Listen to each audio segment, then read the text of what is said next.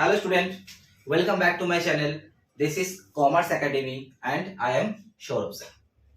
बेटा जैसे आप लोगों के लिए मैंने जब पहले अकाउंटेंसी का बेसिक कॉन्सेप्ट वाला वीडियो लाए थे उसमें हमने आपको कहा था ये चीज कि अकाउंटेंसी का 3 ब्रांचेस होता है। पहला ब्रांचेस जिसे हम कहते हैं फाइनेंशियल अकाउंटिंग, दूसरा ब्रांचेस जिसे हम कहते हैं कॉस्ट अकाउंटिंग और तीसरा ब्रांचेस जिसको हम कहते हैं मैनेजमेंट अकाउंटिंग।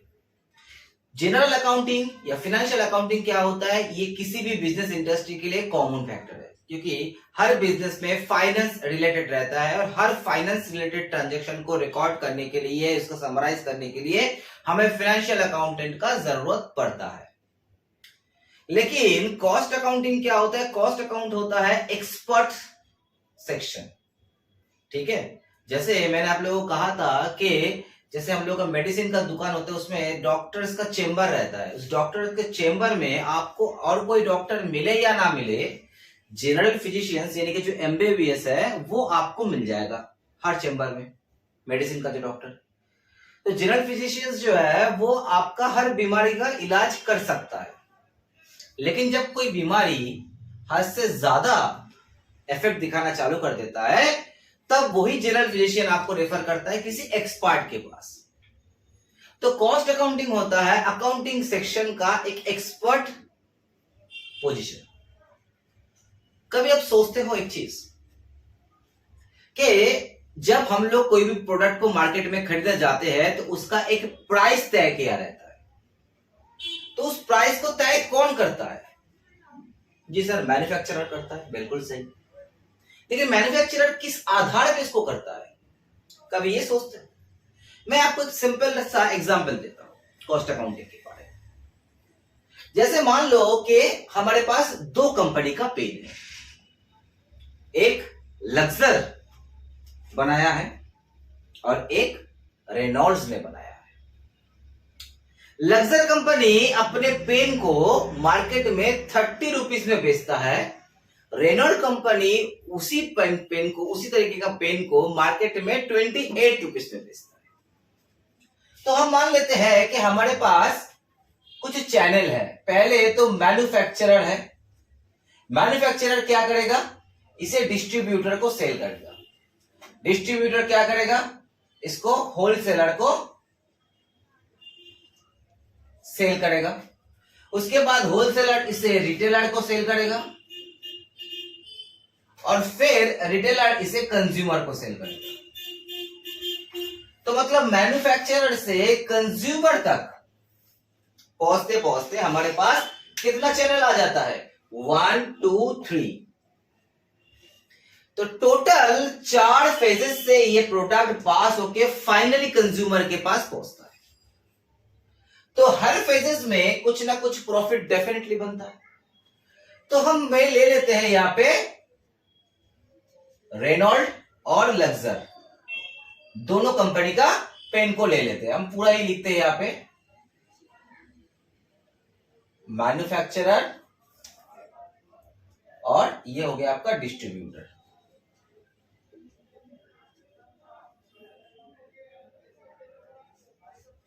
ठीक है, तो रेनॉल्ड वाला क्या करता है? अपने पेन को 28 रुपीज में मार्केट में बेचता है। रेनॉल्ड वाला अपने पेन को 28 रुपीज में मार्केट में बेचता है। वहीं पे लक्सर कंपनी 30 रुपीज में माल को बेचता है कंज्यूमर के पास। तो कंज्यूमर किसको चूज करेगा? डेफिनेटली जो कम दाम में है वो वाला को चूज करेगा। तो आप सोचो कि लक्सर कंपनी का ओनर ये सोचता होगा कि भाई अगर रेनॉल्ड वाला 2 रुपया का दाम कम ले रहा है मार्केट में तो डेफिनेटली वो किसी ना किसी एक बंदे का प्रॉफिट मार दे रहा है, नहीं तो उसको प्रॉफिट कैसे होगा? इतना कम प्राइस में वो कैसे मार्केट में लाता है? तो हम एग्जांपल के तौर पे लाते हैं, हर बंदा अपना 2-2 रुपया का प्रॉफिट को रखता है। तो यानी कि रिटेलर उसको 26 रुपीज में खरीदता है और 28 रुपीज में बेचता है, तो बीच में वो 2 रुपया का प्रॉफिट कमाता है। होलसेलर उसको 24 में खरीदता है, 26 में रिटेलर को बेचता है। डिस्ट्रीब्यूटर उसको 22 रुपीज में खरीदता है और 24 रुपीज में होलसेलर को बेचता है। और मैन्युफैक्चरर उसको 20 रुपीज में बना के इसको डिस्ट्रीब्यूटर को 22 में बेचता है। तो हर जो फेजेस है वो 2-2 रुपया का प्रॉफिट को अर्न कर। यही सिस्टम है इस इंडस्ट्री का। तो अब लग्जर वाला भी 2 रुपया का मार्जिन सबको देता है। तो जब लग्जर वाला रेनॉल्ट वाले का सर्वे किया तो वो देख रहा है कि भाई 28 रुपीज में अगर रिटेलर कंज्यूमर को बेच रहा है, ठीक है, तो हम लोग उसको 28 रुपीज में माल बेचते हैं रिटेलर को, और रिटेलर 2 रुपया का मार्जिन रख के 30 रुपया में कंज्यूमर को बेचता है। तो डेफिनेटली रिटेलर कोई प्रॉफिट अर्न नहीं कर रहा होगा। 28 में खरीद रहा है, 28 में बेच रहा है। तो मैंने जाके रिटेलर से बात की कि भाई हम भी आपको 28 में पेन दे रहा है, आप उसको 30 रुपए में बेच रहे हैं, तो 2 रुपया का आपका मार्जिन हो रहा है। आप सेम रेनॉल्ट कंपनी का पेन भी बेच रहे हैं और उसको आप 28 में खरीद के 28 में ही बेच रहे हैं, इसका मतलब आपका कोई मार्जिन नहीं हो रहा है। बोले कौन बोला आपको मार्जिन नहीं हो रहा है? बिना मार्जिन का कोई बिजनेस करता है क्या? मतलब आपको 2 रुपए का मार्जिन हो रहा है? हाँ बिल्कुल हो रहा है। अच्छा, तो यानी कि जो चीज हम आपको 28 में बेचते हैं वो चीज आपको रेनॉल्ट वाला 26 में बेचता होगा? हाँ बिल्कुल।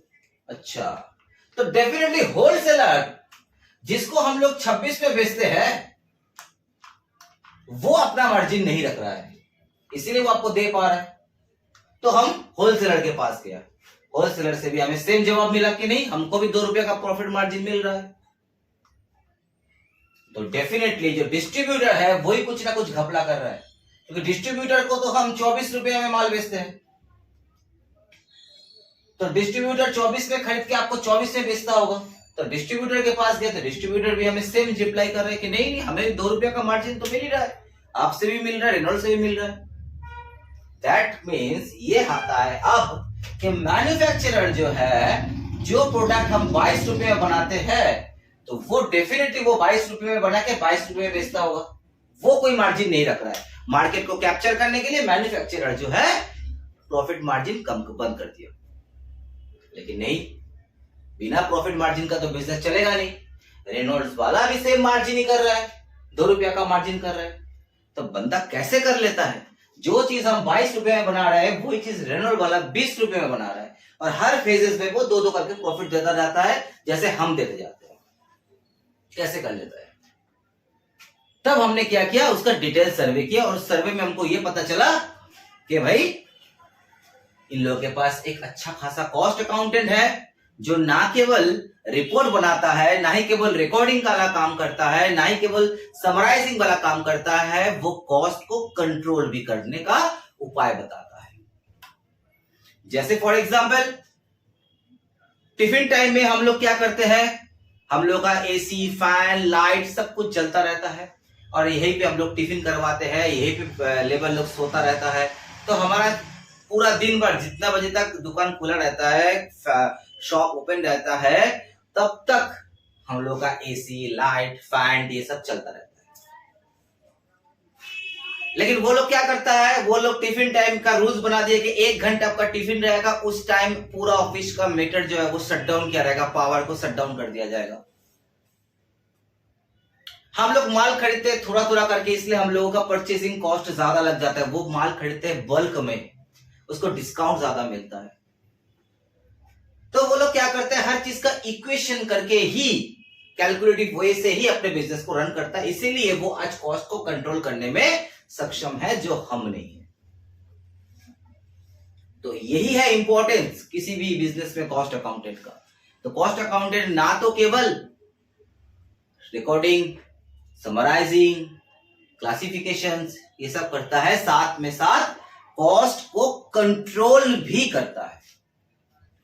तो आज हम लोग इस कॉस्ट अकाउंटिंग का एक बहुत ही बेसिक चैप्टर करने वाले हैं, जिसका नाम है सिंगल यूनिट कॉस्टिंग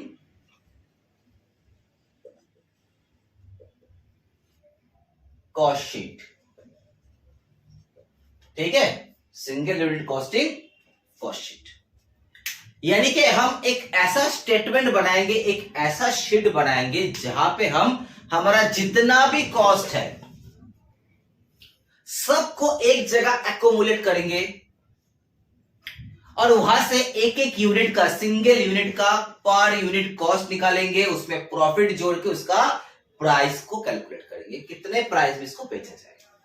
तो सबसे पहले हम लोग जानते हैं कि कॉस्ट का क्लासिफिकेशन क्या है। कॉस्ट का अगर क्लासिफिकेशन करते हैं तो by nature cost,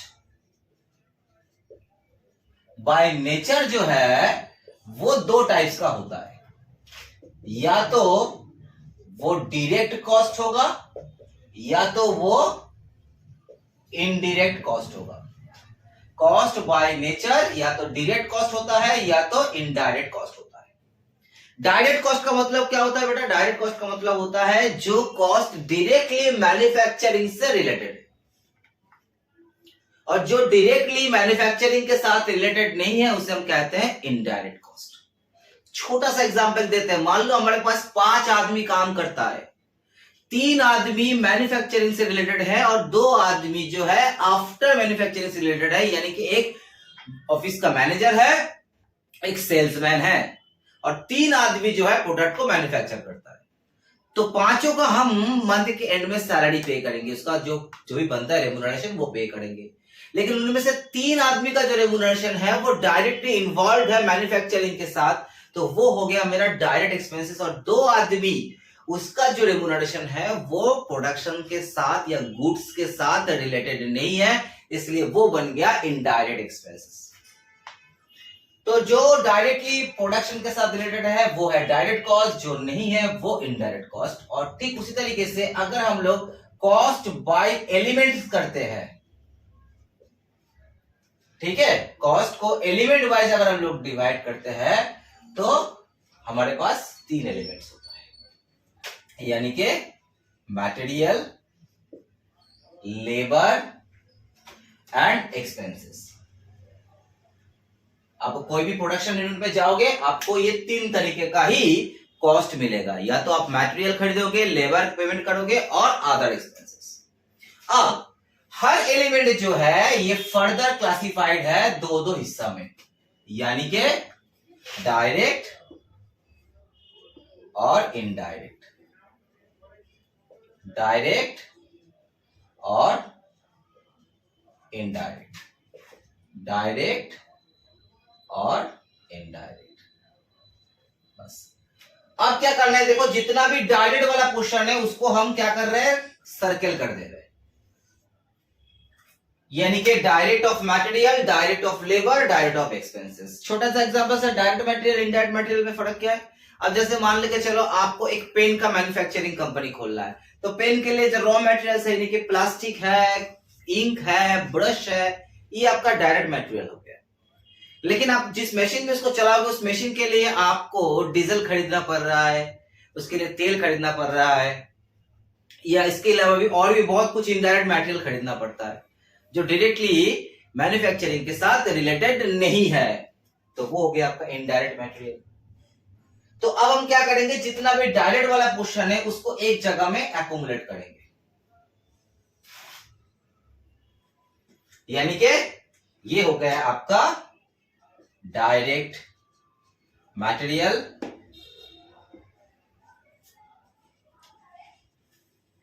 direct labour और direct expenses. Direct material, direct labour और डायरेक्ट एक्सपेंसेस, इन तीनों को हम एक्युमुलेटली क्या कहेंगे, इन तीनों को हम एक्युमुलेटली कहेंगे प्राइम कॉस्ट।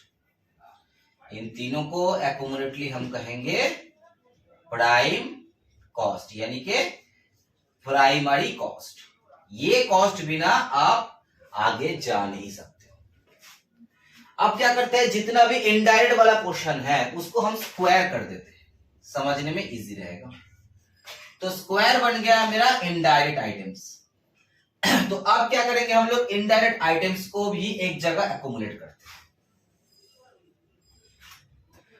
तो यानी कि इनडायरेक्ट मटेरियल, इनडायरेक्ट लेबर और indirect expenses. Indirect material, indirect labour और इनडायरेक्ट एक्सपेंसेस, जिसे हम कहेंगे ओवर हेड्स, जिसको हम कहेंगे ओवर हेड्स। तो एक हो गया आपका प्राइम कॉस्ट, जिसमें हम लोगों का डायरेक्ट सेक्शन रहता है सब, और एक हो गया आपका ओवरहेड्स जिसमें इनडायरेक्ट सेक्शन रहता है। अब ओवरहेड जो है वो 3 क्लासिफिकेशन में आता है, यानी कि एक हो जाता है आपका फैक्ट्री ओवरहेड, एक हो जाता है आपका ऑफिस एंड एडमिनिस्ट्रेटिव ओवरहेड्स, और तीसरा हो जाता है आपका सेलिंग एंड डिस्ट्रीब्यूशन ओवरहेड्स। तो मतलब हमारे पास ओवरहेड का 3 सेक्शन होता है। अगर ये indirect expenses related to the factories है तो इसे हम कहेंगे फैक्ट्री ओवरहेड्स, यानी कि फैक्ट्री से रिलेटेड इनडायरेक्ट आइटम्स। अगर ये ऑफिस और एडमिनिस्ट्रेटिव से रिलेटेड है तो उसको हम कहेंगे indirect items of office and administrative overheads. और अगर ये सेलिंग एंड डिस्ट्रीब्यूशन से रिलेटेड है तो उसे हम कहेंगे indirect expenses of selling and distribution section. तो अब हमारे पास 2 सेक्शन हो गया, एक प्राइमरी सेक्शन, एक सेकेंडरी सेक्शन। सेकेंडरी सेक्शन को हम कहेंगे ओवरहेड्स। ओवरहेड्स क्लासिफाइड है 3 हिस्सों में। अब आपको क्या करना है बच्चों, अब हमें कुछ इक्वेशन बनाना है, उसके बाद हम कॉस्ट शीट का फॉर्मेट को बनाएंगे। तो इक्वेशन ऑफ कॉस्ट शीट, जो चीज आप लोगों को अभी हमने सिखाया है उसी चीज को अगर हम लोग इक्वेशनली लिखना चाहते हैं तो कैसे लिख सकते हैं। तो पहले मैंने आपको सिखाए थे नंबर 1 इक्वेशन, जिसमें हम क्या करते थे, direct material plus direct labour plus direct expenses, इन तीनों को जोड़ते हैं तो हमारे पास क्या आता है, हमारे पास आता है प्राइम कॉस्ट। मतलब अपने खर्चे का पहला धाप तय किए, पहला सीढ़ी जो है चढ़े। उसके बाद आपको इसके साथ ऐड करना है जितना भी हमारे ओवरहेड्स है, तब जाके आप टोटल कॉस्ट को निकाल सकते हो, तब जाके आप किसी सिंगल यूनिट का कॉस्ट पर यूनिट निकाल सकते हो। तो नंबर 2 इक्वेशन क्या हो गया, नंबर 2 इक्वेशन हो गया, जैसे ही हम प्राइम कॉस्ट के साथ indirect material of factory, indirect labour of factory, indirect expenses of factory, यानी कि सीधा बोल सकते हो फैक्ट्री ओवरहेड। जैसे ही हम प्राइम कॉस्ट के साथ फैक्ट्री ओवरहेड को जोड़ देंगे तो जो टोटल निकलेगा उसे हम कहेंगे फैक्ट्री कॉस्ट या वर्क कॉस्ट। नंबर 3, तो आपने क्या किया, कॉस्ट का दूसरा सीढ़ी चढ़ लिए। अब आप क्या करोगे, वर्क कॉस्ट के साथ आपका सेकंड आइटम यानी कि इनडायरेक्ट मटेरियल ऑफ ऑफिस, आप क्या करोगे, indirect material of office, indirect labour of office और इनडायरेक्ट एक्सपेंसेस ऑफ ऑफिस। यानी कि आप ऑफिस का जो ओवरहेड है इसे आप वर्क कॉस्ट के साथ जोड़ोगे तो आपके लिए जो आंसर आएगा उसे हम कहेंगे कॉस्ट ऑफ प्रोडक्शन। यानी कि आपने माल बना लिए हो, आपने माल कंप्लीट बना लिए हो, आपका प्रोडक्शन कॉस्ट निकल गया।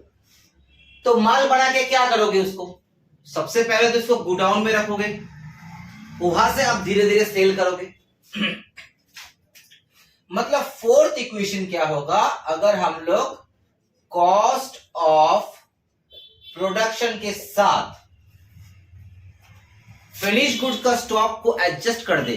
फिनिश गुड्स का स्टॉक मतलब जैसे मान लो आपने माल बना लिए 1000 पीस, उसको आप गोडाउन में रखने गए, वहां से आप बेचोगे तो गोडाउन में ऑलरेडी कुछ अनसोल्ड माल आपका पहले से रखा हुआ है। मान लेते हैं कि 200 पीस पेन जो है वो ऑलरेडी आपका रखा हुआ है, तो पहले का 200 पीस पेन और आज का बनाया हुआ 1000 पीस पेन, कितना हो गया? 1200 पीस पेन आपके पास रेडी हो गया जो आपको बेचना है। लेकिन जरूरी नहीं है आप पूरा का पूरा माल बेच सको। उसमें से मान लो कि आपका डे एंड में या मंथ एंड में 300 यूनिट पेन बच गया जो आप बेच नहीं पाए, तो आपने बेचे कितने? आपने बेचे 900 यूनिट पेन ही केवल। तो जितना बेचोगे उतना का ही ना प्रॉफिट निकालोगे।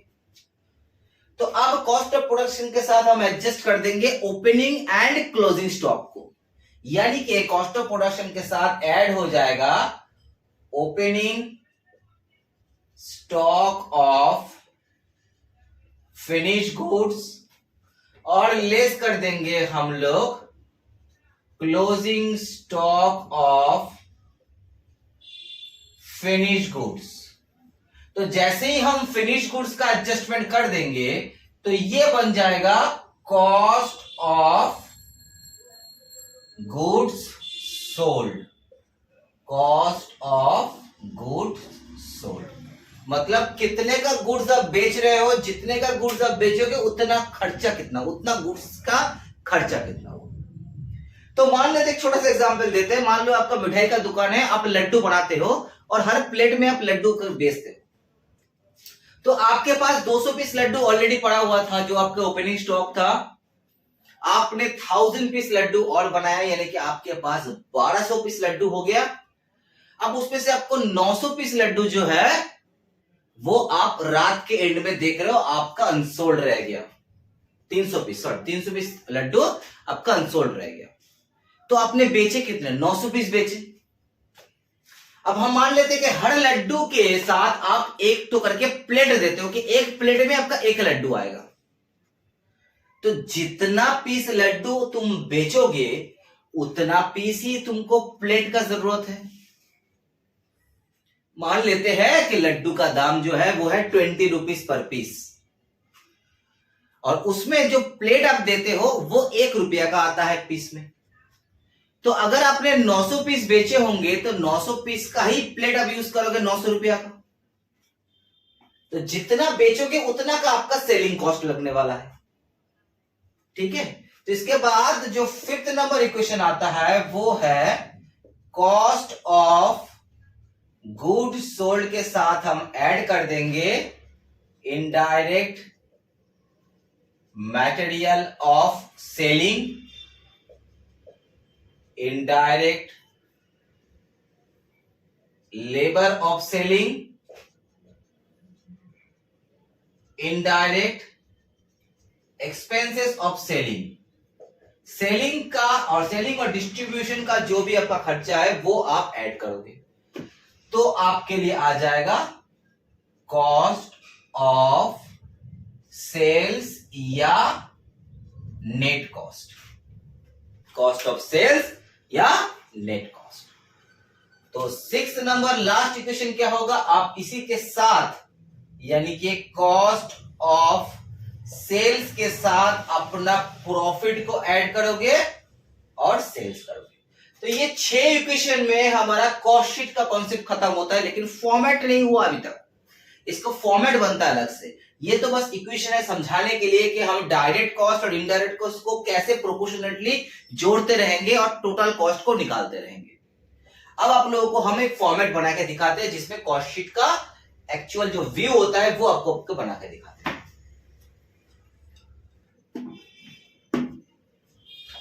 तो देखो मैंने यहां पे एक कॉस्ट शीट का फॉर्मेट बनाया है। कंप्लीट नहीं हुआ है, बस थोड़ा सा पार्ट ही हुआ है जिसमें हम प्राइम कॉस्ट सेक्शन तक लिखे। इसमें हमने ये एज्यूम किए कि हमने 10,000 यूनिट बनाना है, तो सबसे ऊपर आपका आएगा स्टेटमेंट ऑफ कॉस्ट, उसके बाद आउटपुट 10,000 यूनिट्स। 3 अमाउंट का कॉलम बना है, 2 एक इनर कॉलम एक आउटर कॉलम और ये पर यूनिट कॉस्ट का कॉलम। तो मान लेते हैं कि हमें 10,000 यूनिट प्रोडक्ट को बनाना है और हमारे पास इंफॉर्मेशन दिया है कि हमारे पास कुछ रॉ मटेरियल्स है, कुछ लेबर डायरेक्ट लेबर है, कुछ डायरेक्ट एक्सपेंसेस है। तो सबसे पहले इसको हम समराइज किए। तो सबसे पहला सेक्शन आता है अपना डायरेक्ट मटेरियल सेक्शन या रॉ मटेरियल सेक्शन। जिसमें मैंने क्या किया, पहले तो लाए opening stock of raw material, हमारे पास कितना का स्टॉक ऑफ रॉ मटेरियल था, उसके साथ मैंने ऐड किए हैं अपने जितना परचेस किए रॉ मटेरियल। आपके पास मान लो 10,000 का रॉ मटेरियल था, आपने फिर 1,05,000 का मटेरियल और परचेस किए हो इस साल या इस महीने, जो भी पीरियड का आपको कॉस्ट शीट दिया है, उसमें से हम माइनस कर देंगे कि हमारा closing stock of raw material कितना था। हम लोग हर केस में देखते हैं कि हम लोग ओपनिंग स्टॉक को ऐड करते हैं और क्लोजिंग स्टॉक को लेस करते हैं। देखो वही किए हमने, closing stock of raw material को मैंने माइनस कर दिया। कुछ मटेरियल हो सकता है हम लोगों के लिए लॉस हो गया, वो थेफ्ट हो गया होगा, चोरी हो गया होगा, डैमेज हो गया होगा, तो उसको भी माइनस कर देना है। कुछ मटेरियल हमने रिटर्न भी कर दिए हैं तो वो भी माइनस कर देंगे। इसके बाद जो नेट रिजल्ट आएगा वो हमारे लिए कंज्यूम्ड ऑफ रॉ मटेरियल है, मतलब कितना हमने कंज्यूम किया। ठीक है, वैसे ही है जैसे मान लो कि तुम्हारे पास 1 किलो का मैदा पड़ा हुआ था, तुमने 10 केजी का मैदा खरीदा तो 11 केजी मैदा हो गया। उसमें से रात को तुम देख रहे हो कि तुम्हारे पास 2 किलो मैदा रह गया है, यानी कि 9 केजी इस्तेमाल हुआ है, लेकिन नहीं, 9 केजी में तुमने 2 केजी माल रिटर्न भी तो कर दिए थे, तो 7 केजी जो है तुम्हारा नेट यूज हुआ है आज के दिन में। वही कॉन्सेप्ट मैंने अप्लाई किया। तो जो आंसर आएगा उसे हम कहेंगे रॉ मटेरियल कंज्यूम्ड, इतना कितना का मटेरियल हम नेट कंज्यूम किए। उसके साथ हम ऐड कर देंगे डायरेक्ट लेबर कॉस्ट और डायरेक्ट एक्सपेंसेस। तो जैसे हम इसको ऐड किए, जो फिगर आया हमारे पास उसे हम कहेंगे प्राइम कॉस्ट।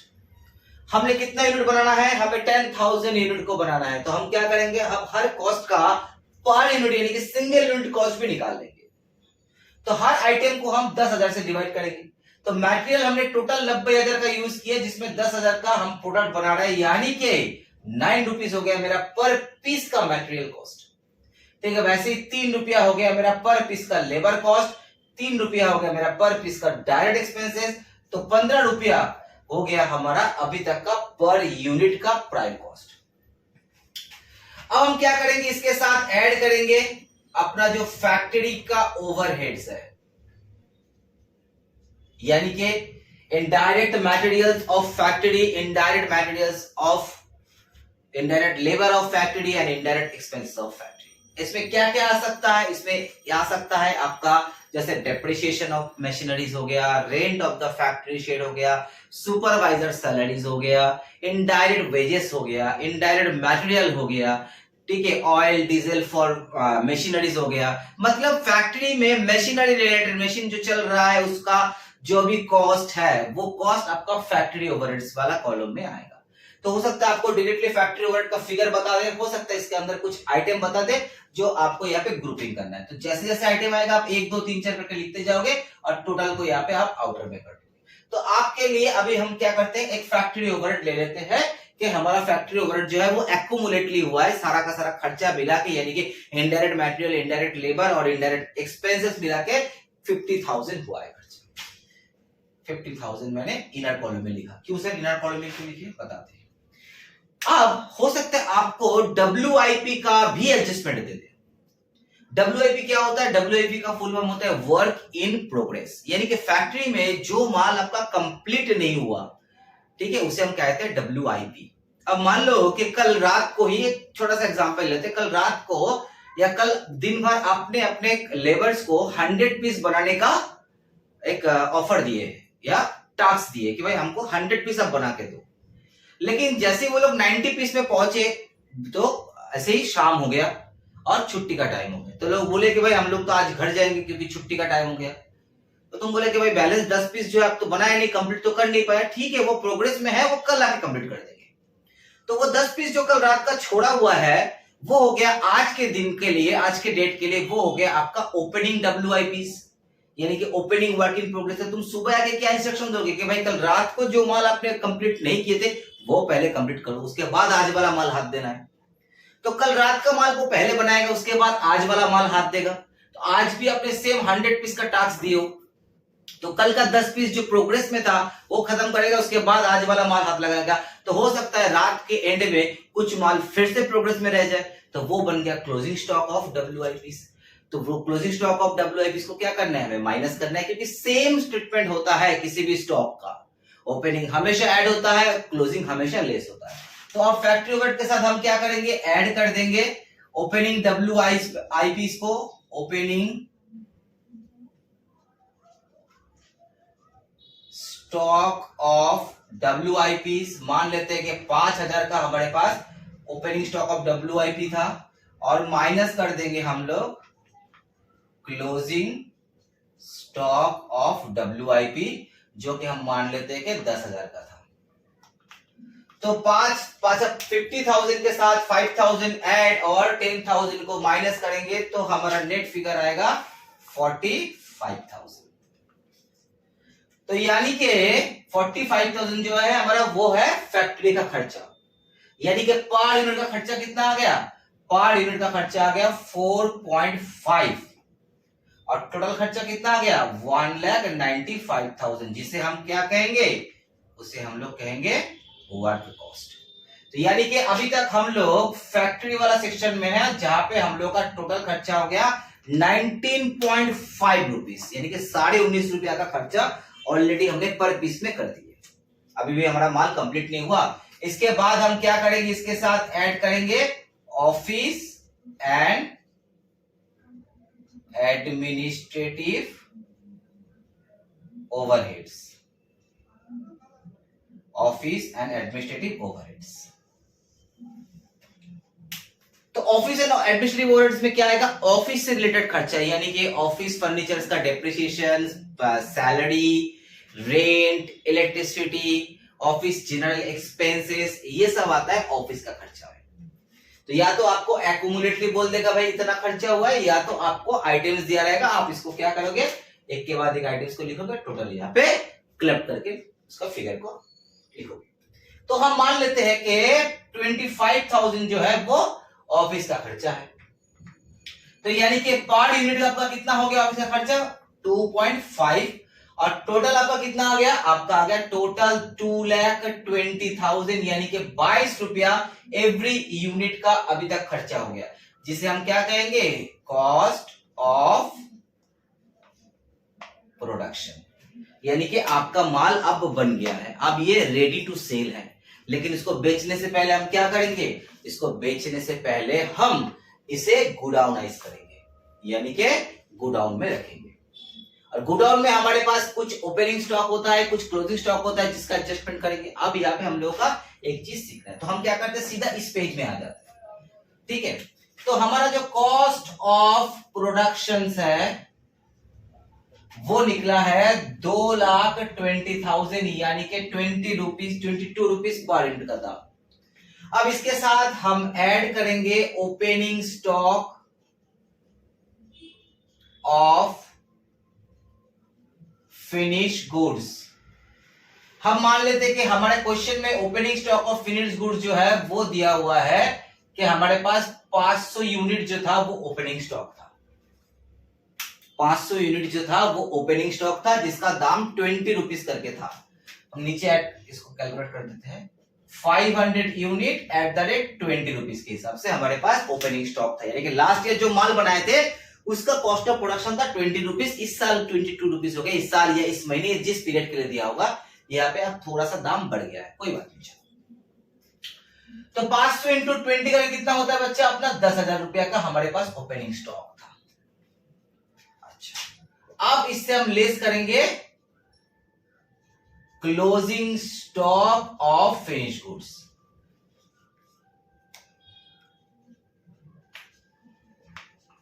अब मान लो कि तुम्हें कहा जा रहा है कि तुम्हारा क्लोजिंग स्टॉक जो है वो है 1500 यूनिट्स, वो है 1500 यूनिट्स। अब यहां पे एक सवाल आता है, वो ये है कि इस 1500 यूनिट का दाम कितना होना चाहिए, इसका दाम कितना होना चाहिए। अब यहां पे आप लोग ध्यान से सुनो, हमारे यहां पे 4 मेथड होता है to valuation of the closing stock. इसके बाद हम एक मटेरियल सेक्शन का भी वीडियो डालेंगे, उसमें और भी समझ में आ जाएगा चीज। एक होता है फीफो मेथड, यानी कि first in first out method. एक होता है लीफो मेथड, यानी कि last in first out method. एक होता है सिंपल एवरेज मेथड, और एक होता है वेटेड एवरेज मेथड। तो आप किसी भी एक मेथड में इसका वैल्यूएशन कर सकते हो कि इस 1500 यूनिट का दाम क्या होना चाहिए। अगर आपके पास मेथड बोला गया है तो आपको वही मेथड अप्लाई करना है, और अगर नहीं बोला गया है तो बाय डिफॉल्ट आप पहला वाला मेथड को यूज करोगे जिसका नाम है फीफो। तो आते हैं सबसे पहले फीफो मेथड में हमारा इस 1500 यूनिट का दाम क्या होना चाहिए। फीफो का मतलब क्या हुआ बेटा? फीफो का मतलब हुआ आपका जो माल पहले बना होगा वो माल पहले बिका होगा। तो यानी कि जो ये पुराना वाला माल है 500 यूनिट माल जिसका दाम 20 रुपीज करके है, ये माल ऑलरेडी आपके हाथ से निकल चुका है, बिक्री हो चुका है। आपने 10,000 पीस माल बनाया और 500 पीस आपके पास पिछले दिन का था माल। तो टोटल आपके पास 10,500 का स्टॉक था और अभी आपका स्टॉक दिखा रहा है 1500 यूनिट, यानी कि आपने 9,000 यूनिट माल बेच दिया। तो जो 9,000 यूनिट बेच दिए उसमें ये 500 डेफिनेटली होना चाहिए, क्योंकि फीफो मेथड है, ये पहले का माल है जो बिक चुका है। तो आपका जो 1500 यूनिट का वैल्यू होगा वो आपका करंट प्राइस से होगा जिसका दाम है 22 रुपया करके। तो फीफो मेथड में आपका क्लोजिंग स्टॉक जो होगा वो 1500 इंटू 22 रुपीज के हिसाब से होगा, यानी कि 33,000 इसका वैल्यू होना चाहिए। लेकिन अगर आप लीफो मेथड को यूज कर रहे हो, यानी कि जो लास्ट में माल बना था वो पहले बिक रहा है, ठीक गरम समोसे की तरह। समोसा का दुकान में जैसे समोसा को बनाया जाता है और उसको इसमें झुड़ी में रखा जाता है, तो जैसे जैसे बनता है उसको रखा जाता है।